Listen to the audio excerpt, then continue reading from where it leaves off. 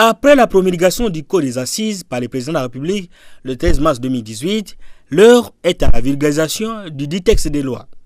C'est dans cette optique que KDA, agents de la DGDA, opérateurs économiques et autres intervenants se sont retrouvés dans une matinée de vulgarisation des dispositions légales de cette ordonnance loi censée permettre à la DGDA de mobiliser des recettes supplémentaires au profit du trésor public à travers des produits d'assises.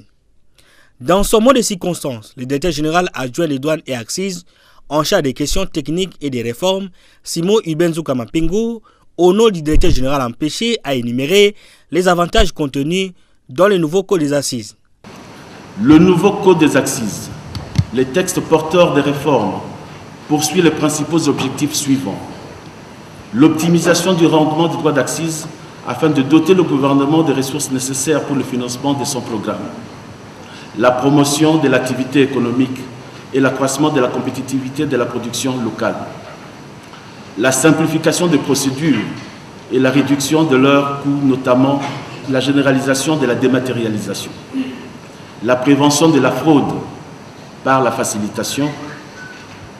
L'apport d'un confort à la trésorerie des entreprises, notamment par le déplacement du fait générateur. C'est pourquoi, pour permettre une bonne application de cette nouvelle législation, il est impérieux de procéder préalablement à son application effective, à sa vulgarisation dans le cadre du renforcement des capacités des cadres et agents de la DGDA, ainsi que de producteurs de marchandises et de fournisseurs de services assujettis aux droits d'accise. 10 délégués des directions provinciales prennent part à cette session de vulgarisation du nouveau code des assises.